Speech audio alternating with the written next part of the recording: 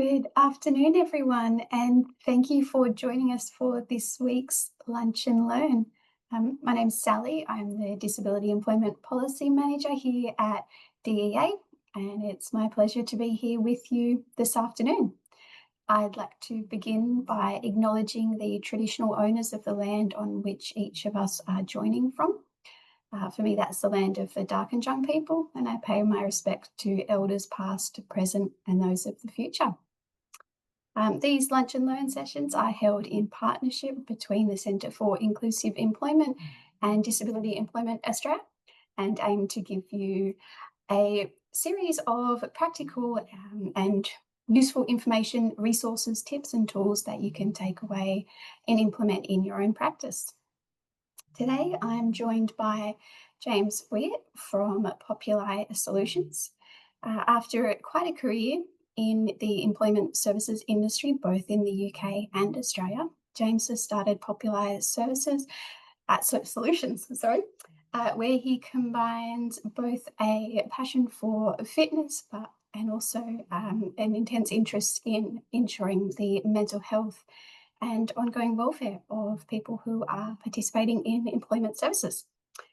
James has extensive management and leadership experience, and he's here with us today to share some of that with you all. So today I will hand over to James, and there'll be plenty of times for questions at the end. So if you have any questions, feel free to pop them in the chat and we will get back to them later in the session. Thank you, James. Thank you for the introduction, Sally, and thank you to the Centre for Inclusive Employment and the Disability Employment Australia for inviting me to speak today. Welcome to Leading from the Middle, Practical Approaches for New Managers. If you're an experienced manager, please don't dial out. I hope we'll have some new strategies for you, and at the very least, some that you may be grateful to be reminded of.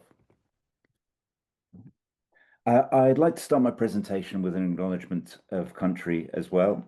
We've chosen a picture of a calm river bordered by tall trees reflected in still water to acknowledge the Turrbal and Yugara peoples, the traditional owners of the land on which I'm joining you from, Kurilpa. I pay my respects to elders past and present and extend that respect to all Aboriginal Torres Strait Islander peoples joining us today.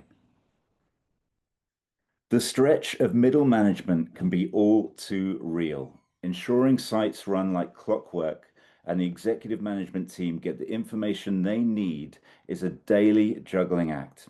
And we have used a comical image of a stretched office manager reaching between senior management and frontline staff labels. It's important to look after yourself, to be in the best place to lead your staff. Over the next few slides, we've included practical, evidence-based tips to help you create and maintain an inclusive, motivating, high-performance culture. And our core 6 themes today are going to be self-care, shared purpose, empowering employees, communication, feedback, and performance management. First up, self-care. For our title, we've used the image of an elderly man with a towel wrapped on his head, holding cucumber slices over his eyes, smiling. Despite the apparent silliness of this, we want you to take this first area seriously. Self-care will help you thrive and avoid burnout. Self-care starts before you get to work. Could you wake up 15 minutes earlier than you currently do for you time? Have you considered having your phone sleep in a different room to help your day not begin by processing notifications? Could you start a new exercise habit, a jog, a swim, a walk to release endorphins, the feel-good hormone? If you're time poor in the morning, could you park that little bit further from the office to stretch your legs a little? When you're setting up your day, good practice is to write down the 3 things you want to achieve, the core 3, and then check in with them at the close of business. It's a great way to see how distracted and pulled you might be getting in your operational role. On this slide, we've included a picture of a laptop with an Outlook mailbox on it. The inbox is empty, and there are 2 core subfolders, action and reference. I was given this simple folder system tip 15 years ago and it changed my life. I became the boss of my inbox rather than it being the boss of me. It comes from the principle that every email either needs to be replied to, actioned, or kept for reference. And it's as simple as dropping them from the inbox into those two folders. This creates a to-do list in your action folder, but you can also leave the super urgent emails in your inbox to close by the end of the day. For self-care and for at your desk, we have included an image of a woman in an office chair stretching her neck and shoulder, appearing to relieve tension. It starts with ergonomics, but also we can tell our brain how to feel and what chemicals to produce by changing body posture. If you want to feel sad, act like it. And you can do that by keeping your shoulders slumped and head down. If you want to feel happy, you need to do the opposite. Stand tall. So thinking about that before you go in for an important meeting or taking on perhaps a client complaint. Honestly, if you take a beat to sit up a little bit straighter right now, I bet you feel a bit better. For desk snacks, we recommend keeping some dark chocolate in your top drawer. Chocolate contains phenylethylamine, a substance that also stimulates the release of feel-good endorphins. On your lunch break, and please take your lunch break, because much like an EC owes the afternoon's participants that break to recharge, you owe it to your team to recharge as well. So please take that lunch break. Take a trip outside. You'll be releasing serotonin if you do. Serotonin is a chemical, a natural mood stabilizer that controls well-being and happiness. Not having enough is thought to contribute to depression. A very scary statistic, the University of Berkeley has recently proven that the average American spends 93% of their time inside. At lunch, you can also engage with something that makes you laugh. This could be as simple as watching 5 minutes of your favorite comedian on YouTube.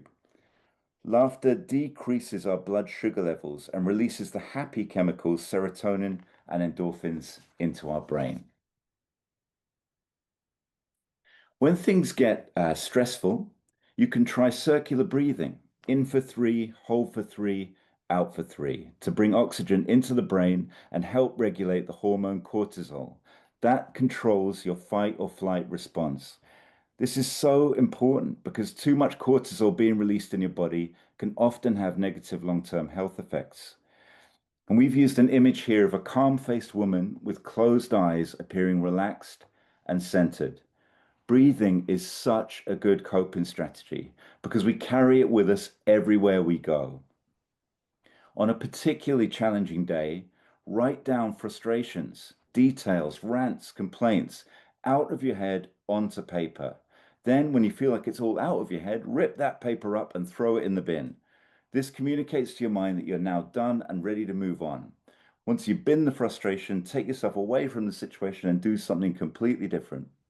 The Royal College of Psychiatrists completed a meta-analysis of 13 studies in 2005 and found that using expressive writing held significant benefits in objective or self-reported physical health, psychological well-being, and physiological well-being.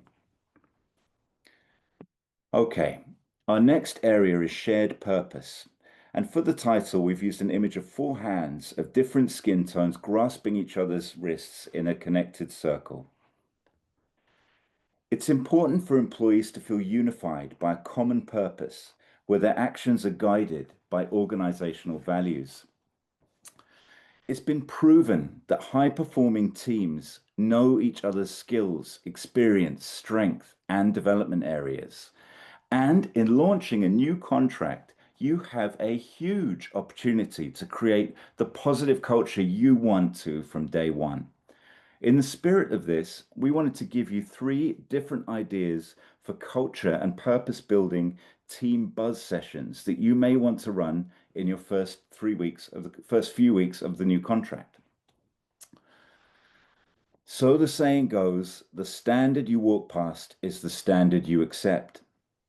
Be mindful of this as a leader, but also consider the environment you're inviting participants into. For this buzz meeting idea, Ask ECs to stick a note on anything in the site that doesn't meet the standards that participants and they deserve. We've included an image of a pile of yellow sticky notes with blue tack and a crumpled paper bin, because this exercise may identify random boxes, overflowing bins, ridiculously cluttered desks, old blue tack on the walls, out of date jobs displayed in the reception area. It's also a really helpful exercise in ensuring signage, reception areas, interview rooms, and staff spaces meet universal design standards and model inclusive language, not just for compliance, but for the dignity of participants. And it can be incredibly visual when everybody sees the sea of yellow notes in a site at the end of that little 5-minute exercise.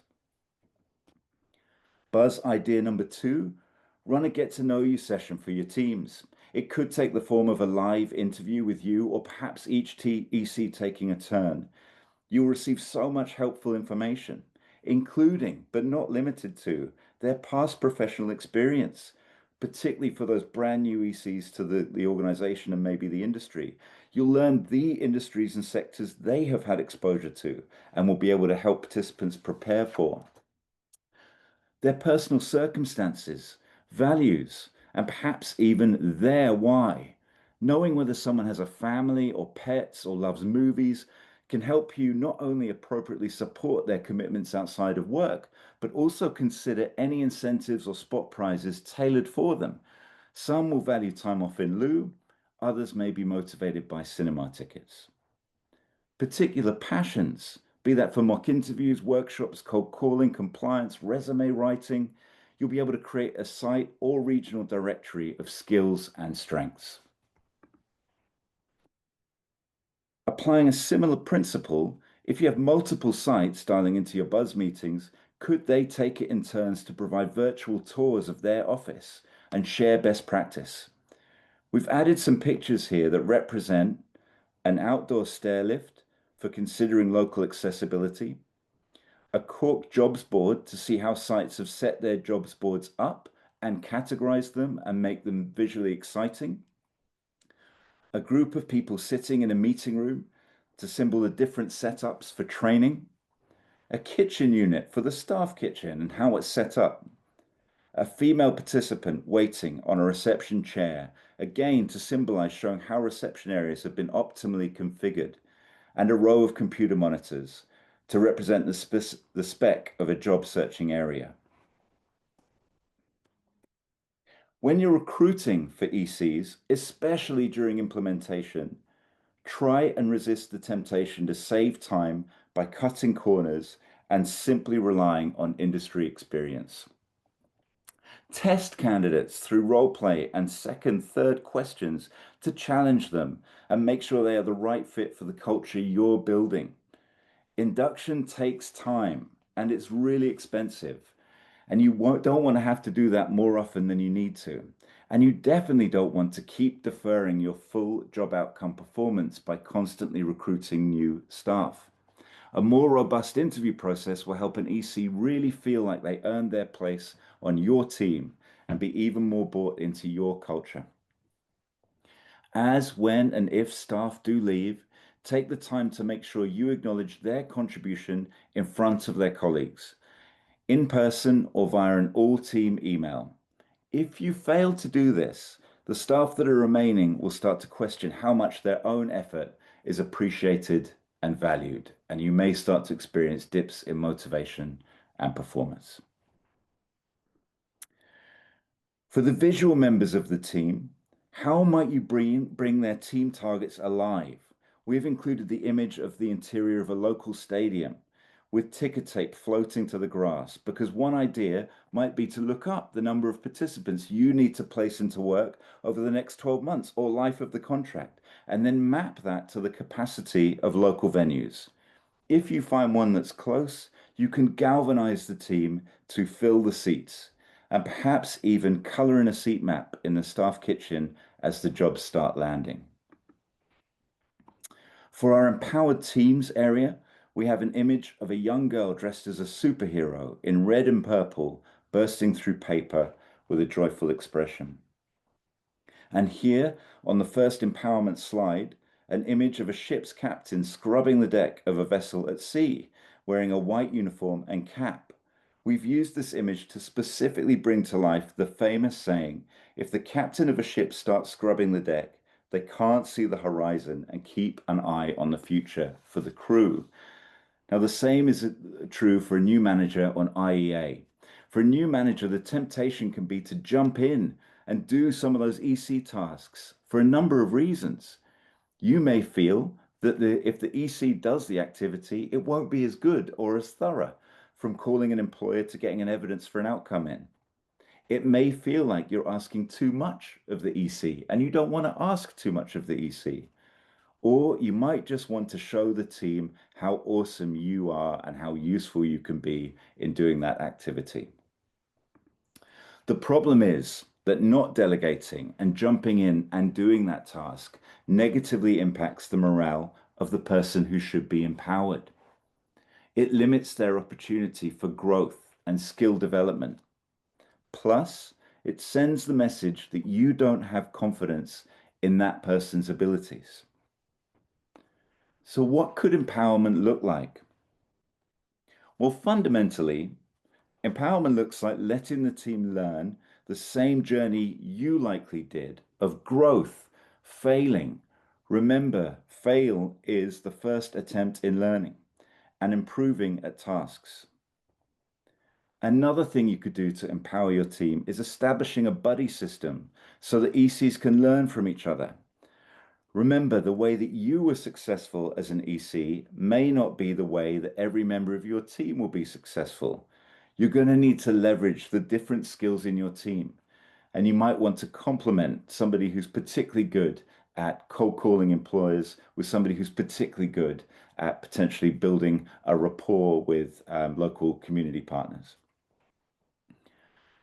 You could encourage micro innovations. There could be small local ideas that come from the team that improve access. Perhaps suggestions for flexible appointment timing or sensory friendly spaces.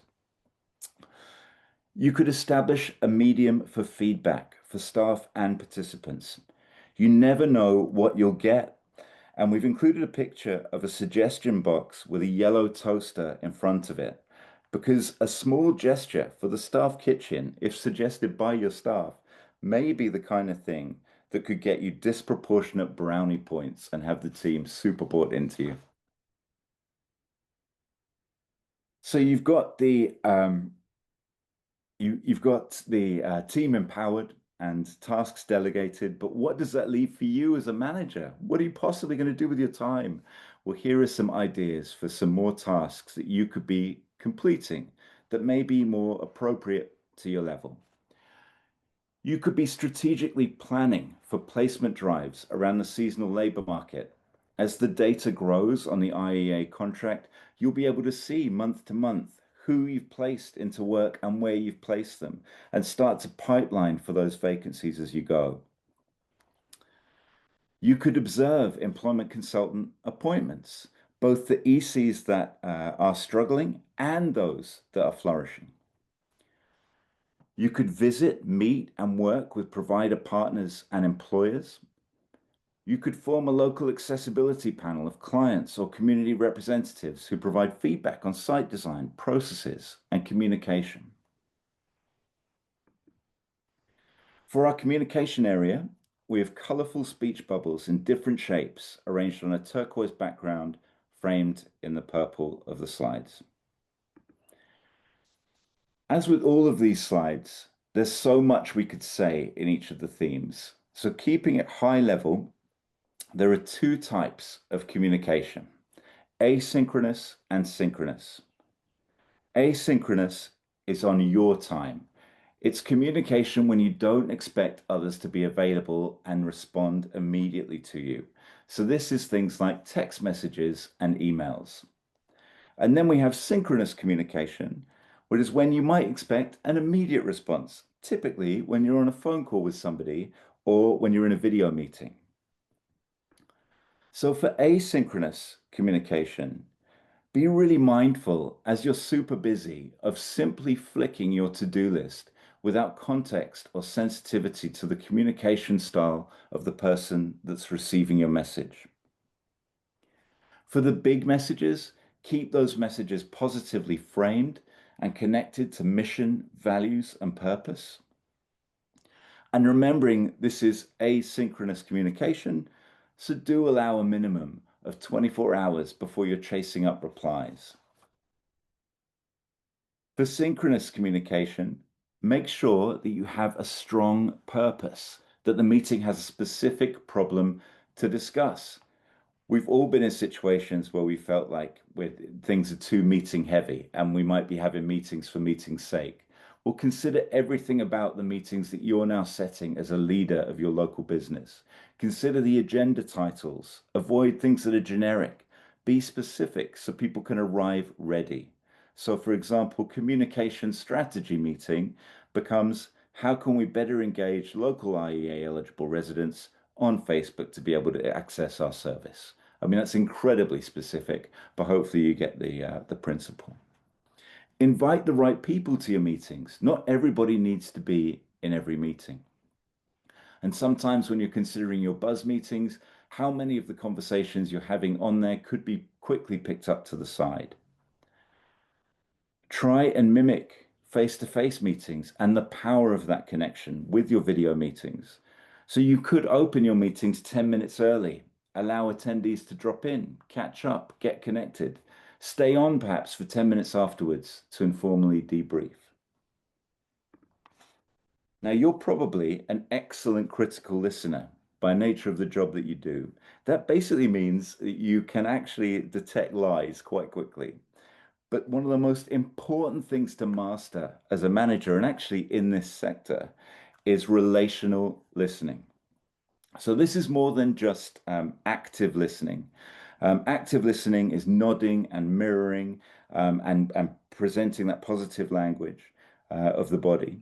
This involves genuinely trying to understand a person's point of view through open questioning. You're showing empathy and not judgment. Now, that doesn't mean that you're agreeing with the other person. It just means that you understand where they are coming from and you're asking questions to understand why they feel that way. As a leader as well, I think it's important to show vulnerability.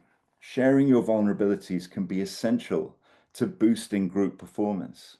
We have an image on this slide of a woman speaking sincerely with her hands on her chest, beside a note reading, "It's okay to be human." Mirroring is such a common dynamic in groups, and we pick up on the way those around us behave and take up the same patterns as them. Admitting weaknesses and mistakes signals to the other group members that they can do the same. It's such a great way to build trust with your ECs. As a leader, you don't need to have all the answers. You just need to know who to ask. It's such an important thing to take away. Otherwise, you're putting yourself under far too much pressure. Our feedback title slide has a close-up image of a hand selecting a green smiling face icon on a feedback touchscreen. Before any feedback meeting, gather the facts of the matter and be specific. If you were in a car and you felt like someone was driving dangerously and you wanted to alert them, you wouldn't just say, "You're driving dangerously," because they won't know what to specifically correct. You'd probably need to make comment on their speed or their choice of lane or something else. The same is true of your operational conversations. Bring objective facts, dates, times, stats, answers. It's important to frame things as "I have observed" rather than "you are." Most feedback requires a follow-up email. So a top tip actually is to write the majority of that email in advance, not to serve as a script or to prejudge the outcome of potentially a disciplinary feedback meeting, but to give your conversation structure and to save your time after the meeting. Book the meeting into your diary with some time to prepare and get in the right headspace before it. You don't want to be late or skidding into it from something else. A University of Michigan study found that the highest performing teams receive 5.6 pieces of praise to one criticism. We have an image of the ratio 5 to 1 embossed in gold on this slide because this is a key thing to keep in mind when you're coaching your teams. And you'll need to prepare and consider lots of observations if you want to optimally motivate your staff. When you're using that 5 to 1, try and avoid me and try and use we strengths. What do we mean by that? Well, me strengths are if someone loves doing a resume, that's a me strength.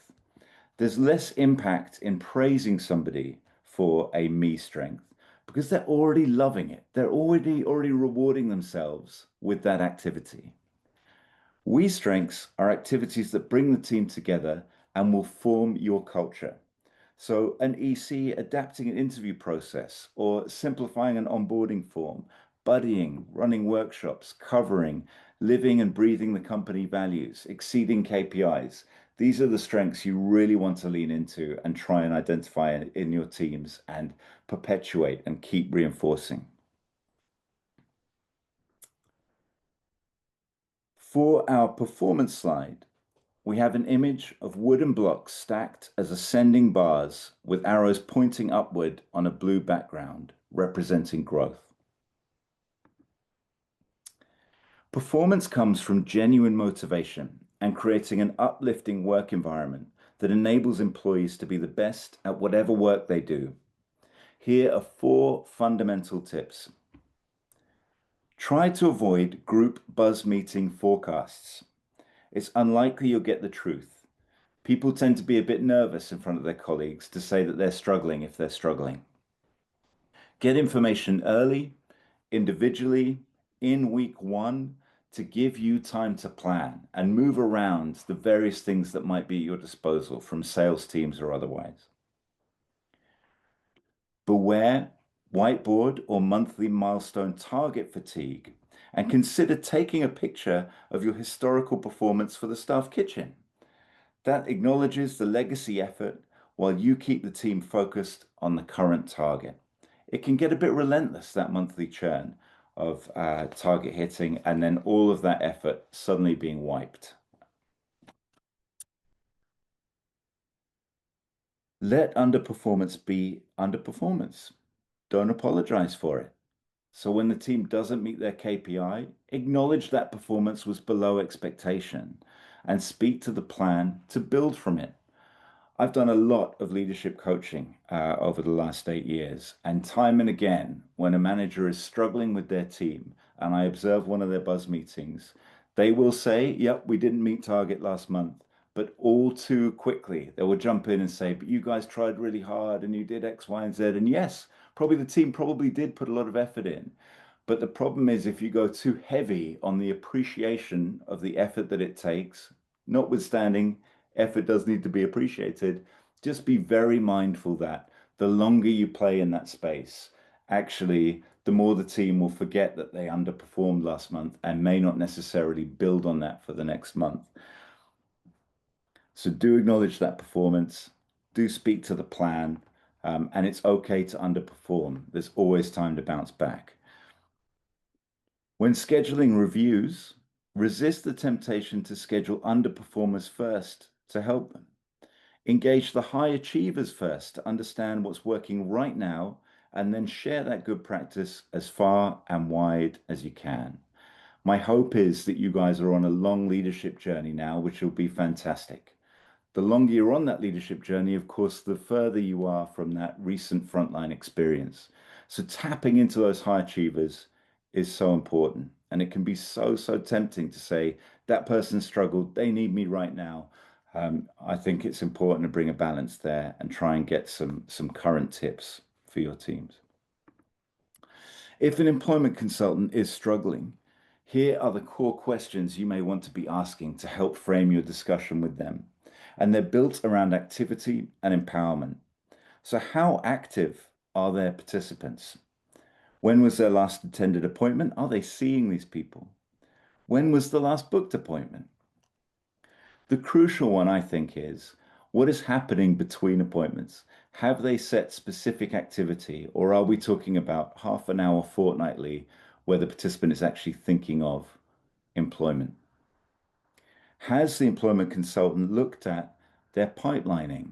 And by that, I mean to say, looking at their caseload, looking at the KPI they need to achieve in placement terms, and thinking, right, I'll double that KPI, I'll apply it to my caseload.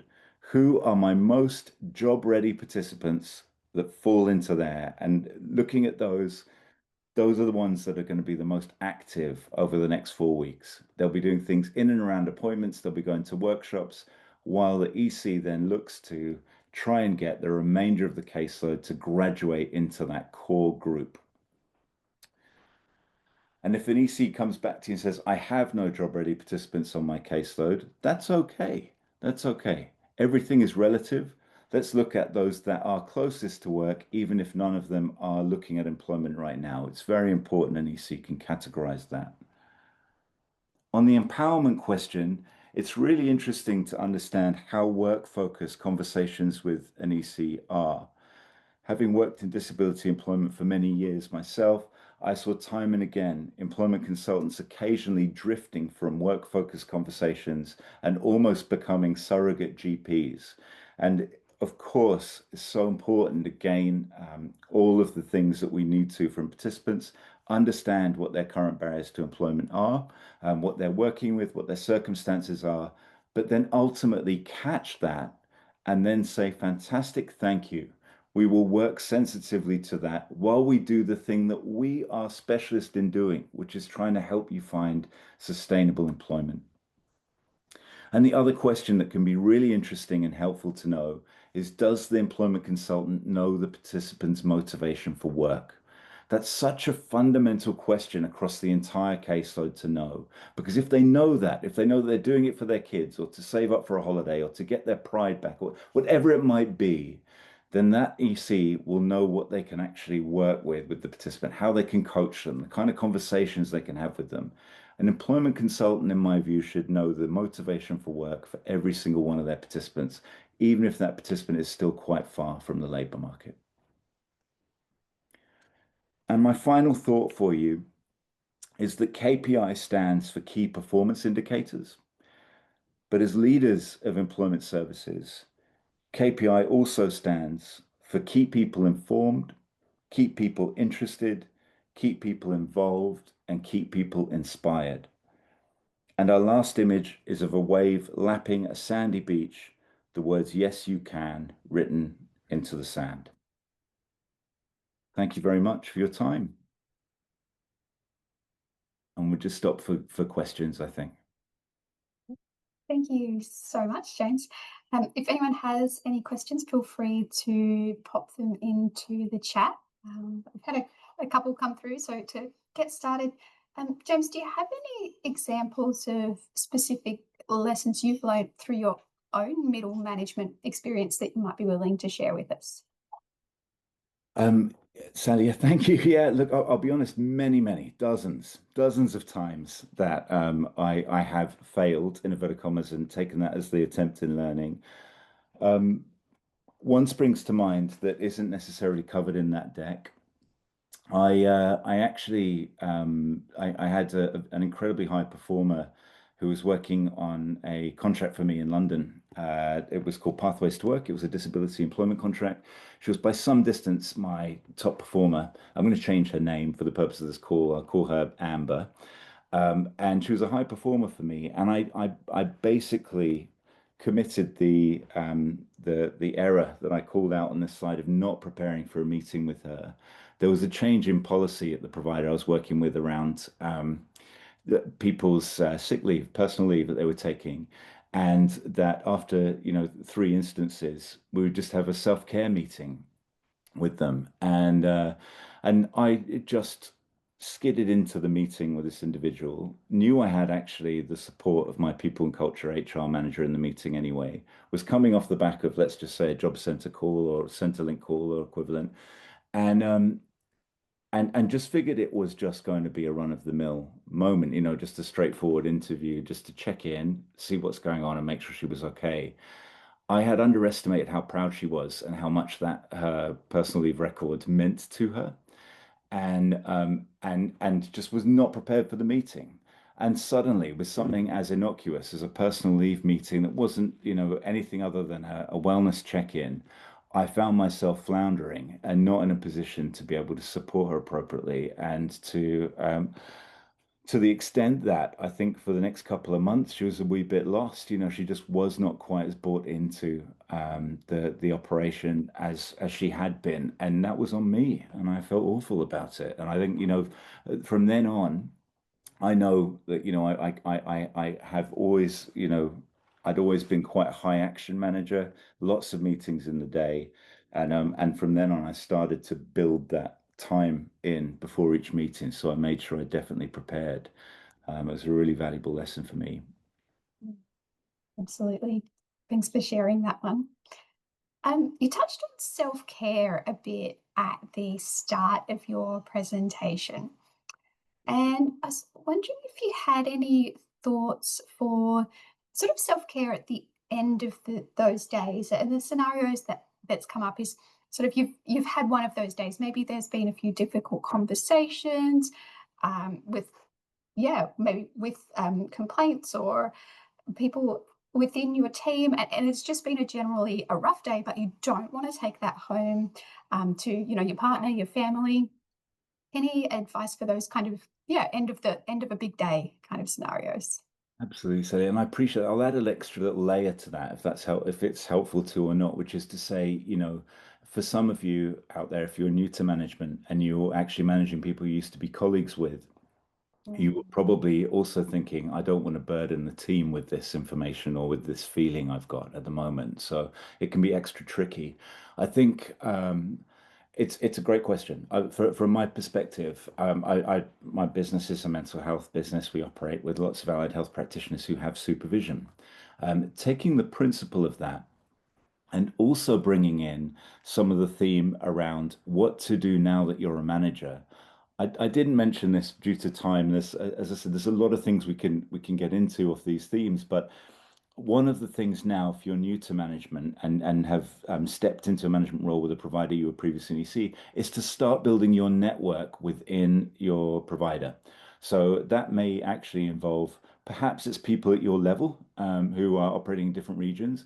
Perhaps it's actually also getting to know your corporate team. It's actually valuable time spent understanding how your people and culture team is going to support your recruitment initiative, actually getting to know them, understanding where their pain points are, knowing when you can or can't ask for things. These are all really helpful things to do. Bringing it back to your question, Sally, I then feel that, if you have got that network around you to share the burden of these things, I think that can be so helpful in terms of self-regulating. So, for example, if you have got a complaint that you need to reply to, typically it will involve another arm of the business. And you may be able to lean on them for some advice, and that will help just slightly diffuse it for you. Failing that, you may be able to reach out to a colleague who might have dealt with something similar as well and be able, again, just to get their advice, get their support, and then you owe them one for the future, but just really don't take it on yourself. It's my most important, point. And don't feel that you're not doing your job. You'll still be the one probably to reply to the complaint or deal with the problem, but you can talk to your colleagues about it. I think it's really important to lean into your network. It goes without Absolutely. saying, please check in with your own provider and their own feedback and complaints process, but ultimately leveraging your network is so, so important. Absolutely. And finally, for those of us who might be here today who are stepping into a management role for the first time, with this new contract about to begin in pretty much a week and a little bit, what would be the first thing that you would be doing come the first thing Monday morning on the 3rd of November? Where would you start? What a brilliant question. Look, I think before the doors have even opened, I'd have drafted my email to the team to say, welcome to IEA. It's going to be fantastic. I'm a very visual character. I would have my stadium equivalent. I would know something big, bold, exciting for people to get behind and have that purpose threaded through the conversations I was having with people and just make sure that, like, that was I guess the key mantra. Um, Clearly, opening the doors and making sure the doors are open is probably the very first priority. And we all know typically that is the first thing that's checked as well, but by the procurers of the contracts. So it's really important, obviously, to get the practical stuff right. Are the doors open? Just make sure that we've got everybody open. We've got people in each site and able to see the participants. And then from there, Sally, well, I guess I've done my thing. I mean, those are my three priorities, and at the end of the day, hopefully, I can tick them all off and say I've done all of those. And then, of course, I suppose the final thing I would say is probably to keep the to-do list as light as that as you possibly can for that day, because there will be some speed bumps. There will be some things that you're not planning for. There'll be little things that pop up. So try not to have meetings that morning, trying to just be clear, to be able to be that anchor and that counterpoint for your team as those little things come up. Oh, we didn't order printer for the paper for the printer in this site, or we didn't there'll be some silly things that potentially got missed in what is the extraordinary effort of opening up one site for day one of one of these contracts. So Absolutely. Yeah, being available is always a good place to start, especially on day one.